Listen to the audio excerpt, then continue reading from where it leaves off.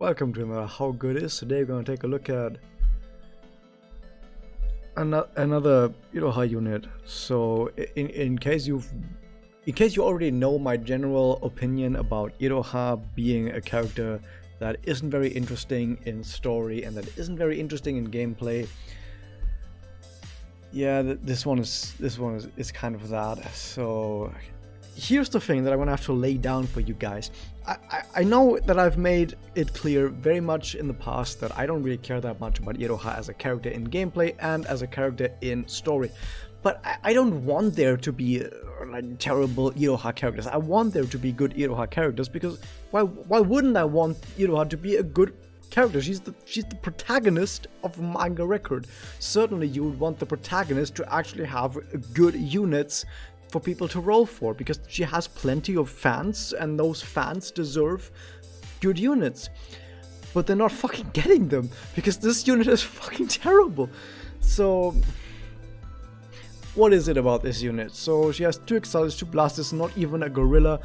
Why does she even have 2 Blastics? I don't even know, because she's kind of mostly just a a Magia character, or Doppel character rather. So why does she have 2 Blastics? I don't know. She doesn't have a personal because no Maga Report unit has personals, in case you never actually realized that, but no Maga Report unit ever had a personal, and she's not going to be the first one to have one either. The stats they're okay. I mean, they're very balanced, as you could expect from the growth type. Yeah, they're very balanced across the board, but balanced stats are usually not that important. What is usually important is if you're someone who is not a support, then you would want to have a particular strength, either in attack or defense.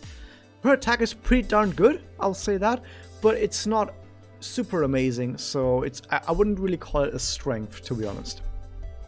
Now, because she has infinite type, I mean, that's a very special type. It's not really a type that has been in the game before, but that has kind of been the same type with Madoka Senpai, like Ultimate Madoka Senpai and Ultimate Akuma Homura. So this is also like a very special type, but because she has this special type that is kind of like Exceed type, like internally at least, it's kind of like a mixture between Exceed type and Ultimate type, like actual Ultimate type. She gets an EX skill, and this EX skill gives the entire party all discs up, so this just increases the effectiveness of all discs for the entire party passively, and it also regenerates HP, which in itself is a really good effect. Now, if the rest of her kit is really good, then this EX skill would be a really nice bonus on top of a good kit. But keep in mind that a good EX skill by itself usually does not make a great character. The actual rest of her kit would have to be really good for this to be a great character. Now, her Connect gives attack up and defense up, which, I mean, it's a little bit more than the usual 40% attack up, but it's only 42.5% attack up, which is, it's basically the same as everyone else. And it gives skill quicken, which, hey, skill quicken on Connect, 100%. There's no other character in the entire game that actually has 100% skill quicken on Connect. There are some other characters that have skill quicken on Connect, but I don't think any of them have 100%. So if right now here we look at Connect, it's actually Swimsuit Homura, who has 55%, and that's it. That's actually it. So this is the only other character in the game that has skill quicken on Connect and is 100%. How strong is skill quicken to give to someone on Connect?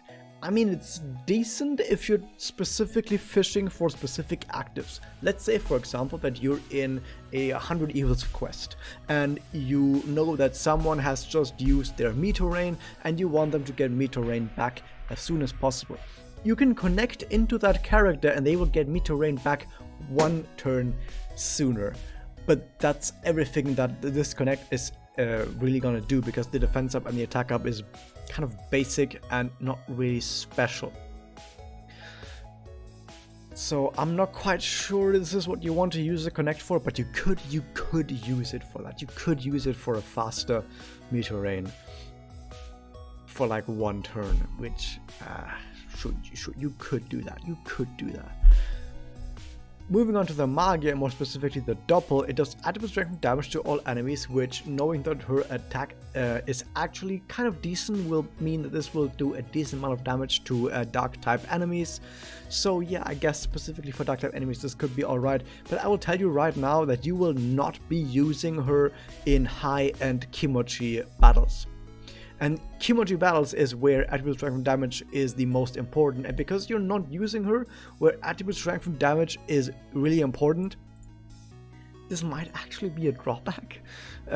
Usually I say, oh, attribute strength from damage is really good, because usually characters that have attribute strength from damage are usually characters that are used during Kimochi battles.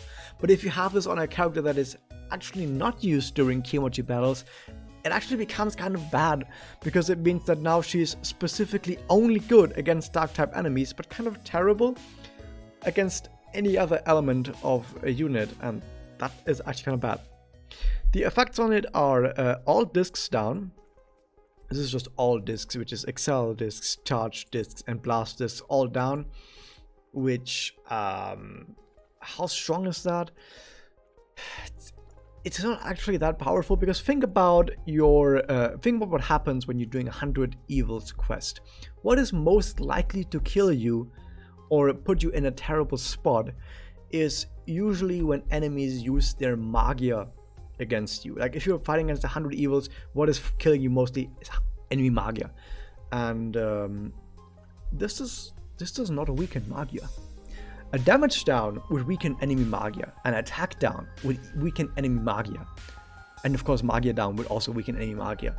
But Excel, Charge, and Blast down does not weaken enemy Magia, and those are the things that kill you in 100 Evils. So this is actually not that great. Now, of course, you could say that, oh, but what if it doesn't kill me outright? It just leaves me on low HP, and then afterwards it's other discs that kill me. Like, sure, I guess if a Magia doesn't kill you outright, it leaves you on like 20%, then maybe this debuff will keep you alive, but only maybe, because these percentages aren't that high. Like 30% blast down it's not that high. Like a 30% attack down is actually more powerful than this, because debuffing enemy attack is way more effective than debuffing 30% of an enemy's discs.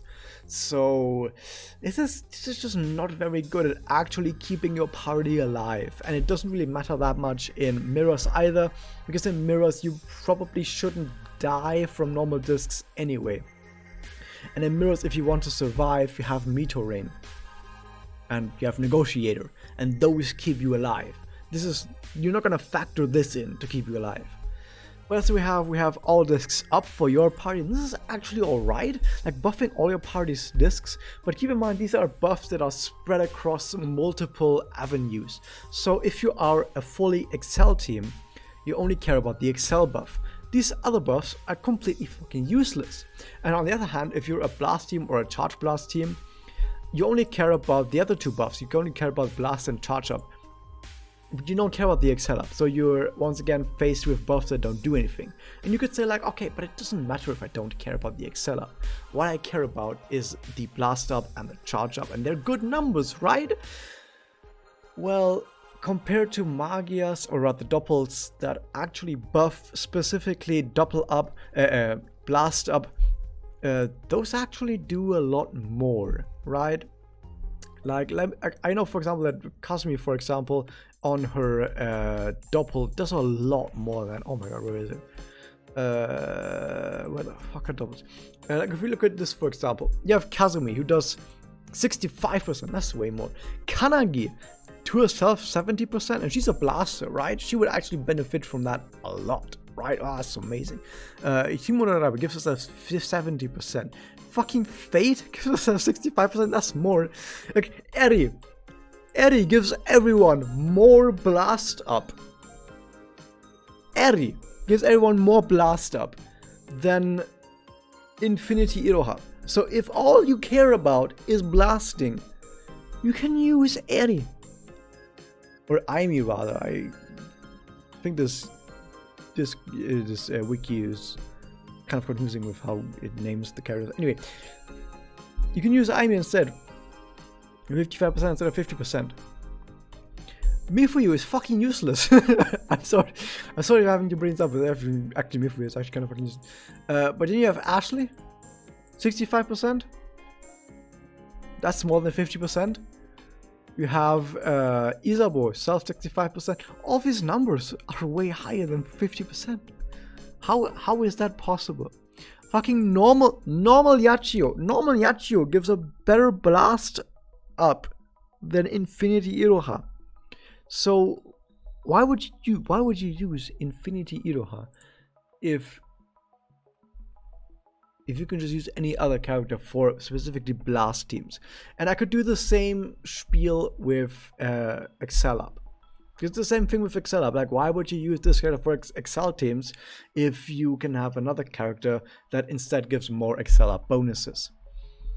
So what I wanted to tell with this entire thing that I've been talking about the last few minutes is that you're either playing a Magia or Doppel team, in which case there's better characters for that, or you're playing a Charge Blast team, in which case there's better characters than that, than Infinity Iroha-chan. Then the question becomes, why play Infinity Iroha-chan? And the answer is to that question, there is none. There's no reason to play this character. You have aim resistance up, but if you're playing Kimochi, you don't give a shit about this. And if you're playing PvP like a Ranked Mirrors, you probably don't want to have to worry about this late into a fight. Like, this is after you use Doppel. You should probably have already decided the outcome of your battle until you use your first Doppel. Okay? What else do we have from SE? We have shield add-up, we have light attack up. Okay, offensive stuff is nice against dark characters, specifically because of the attribute strength and damage on the Doppel. That's okay. She starts the battle with more MP, which just helps her get to Doppel faster. That's nice. She gets the attack when an ally dies, similar to Yachio. That's fine. I mean, it's not terrible. It's a good thing to have. This is all right. Just bonus defense. These are all right things to have. This is the thing about this unit. This unit is not terrible. She has stuff that is all right. Regenerate MP for the entire turn, for the entire fight, 13.5%. I don't know why they specifically said self-infinite turns of battle start. There's other characters like Kazumi, for example, that regenerates, I think it is 9 MP per turn, and it doesn't say it specifically like this. But the point is, there's other characters that also regenerate MP every single turn. So even though this is not super duper amazing, it's also not terrible. It's a good effect. It's a good effect. And then you have the absolute fucking wild card of her active, which gives her skill quicken and evade for 8 turns. 8 turns? You know how many that is? That is basically most battles. Like, in your entire life of playing a Maga record, that will be probably like 95% of all battles you'll ever do. This thing is active, which is 30% skill quicken, which is not that great, and like 30% chance to evade is like, other people have that as a passive. I think like Masada has the evade as a passive, and other characters have like 25% chance to skill quicken as a passive. So it's not special. I'm sorry, it's just not special. And this is kind of the thing that I want to get at with this entire unit. The things that she has are not terrible. The things that she has are actually kind of good. But the problem is that if you are a jack of all trades, then you're a master of none. And I've said in past reviews that I like characters to have more than just a one use, okay? Like, for example, I would say that, oh, this character is only good in Ranked Mirrors and is terrible otherwise, so overall, I don't know if you should roll for that unit. The thing is, if there is at least one thing that a character can do well, then I can tell you, like, okay, if you care about that one thing, you can roll for this character and you can rest assured. Like, for example, with Darkness Mitama, if you only care about Ranked Mirrors, you can roll for this character and you're gonna be fine. Who cares that she fucking sucks everywhere else, and she's probably one of the worst characters in the entire game anywhere outside of Ranked Mirrors? It doesn't matter, because in Ranked Mirrors, she's fucking great. And then you have Darkness Kanagi. Darkness Kanagi fucking sucks everywhere except for farming. PvE quests. She's probably still to this day the best all slot character in the game. So if all the characters all slot character, Darkness Kanagi is the best character for that, and you can just, it doesn't matter if she sucks at everything else. I much rather like a character having a strength somewhere so that I can tell you like, hey, if you care about this thing, this character is good for that. But Infinity Iroha-chan is very average everywhere. She's absolutely average everywhere, so I can't really tell you why you should roll for this character, because if you care about PvE, there's better characters for that. Roll for that character. If you care about ranked mirrors, like generally ranked mirrors instead of like normal mirrors, because there's characters for normal mirrors, like also Darkness Kanagi is also good for normal mirrors, but also Ashley, for example, is also good for normal mirrors. Aniyachi also good for normal mirrors, and there's characters that are good for ranked mirrors, like Darkness Midama, for example. There's characters that are good for 100 evils. There's characters that are good for Kimochi. There's characters that are good for all these different kinds of use cases that I can tell you roll for these characters if you care about this use case.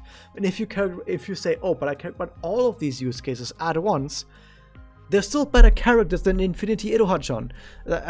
For example, I think just Ashley. Ashley's actually a better character in most cases than Infinity Iroha-chan, because being a blaster means that she's way better at normal mirrors, and she's way better at 100 evils. And she's also way better at, what's it called, paradox things. I'm a bit fucking drunk right now, so I can't quite remember it, but the 5 witch quests, Ashley is also usually better at those kinds of quests. Also the Exceed Oriko. I keep bringing Exceed Oriko up because she's actually really fucking good in every single case that isn't Kimochi or ranked mirrors. Like if you're doing anything that isn't Kimochi or ranked mirrors, the Exceed Oriko, like Final Oriko, is actually fucking top tier in most cases outside of those outside of ranked mirrors and Kimochi. But Infinity Iroha-chan is just so average everywhere that she's just not good anywhere. And this brings us to the specifically the gacha memoria for a gacha, which is actually pretty darn good. It gives 50% damage up, damage increase for and the yellow damage up, by the way, for 1 turn, as well as double damage up. That's pretty darn good. I don't know. The thing is, there's been many active memoria recently, just in the last few months, that all have been specifically tailor-made for a 1-turn double burst. So I don't have all of those in my memory right now. I don't feel like looking them up because it doesn't really matter for the actual people that watch this video right now, because if you're watching this video right now, you're probably not going to be a 0.01% top high-end Japanese whale. Because if you are, you probably don't even speak English well enough to listen to my fucking ramblings. But the point is, if you're just someone who doesn't care much about actually ranking in like the top 100 in ranked mirrors or ranked Kimochi, then it doesn't matter if this memoria right here is like 5% less damage than one of the ones that have been released recently, or 5% more damage than whatever has been released recently. I can tell you that any of the other memorias that have been released recently that give a 1-turn damage bonus for just either overall damage or for double damage are probably gonna perform similarly as to this memoria right here. So yeah, it's a good memoria. How well it stacks up against all of the other memorias we've seen in recent times for 1-turn double bursts, I don't know, and I don't think it matters. But that was that. I hope you guys enjoyed this. Hit that subscribe button, ring the bell, and I'll see you guys next time.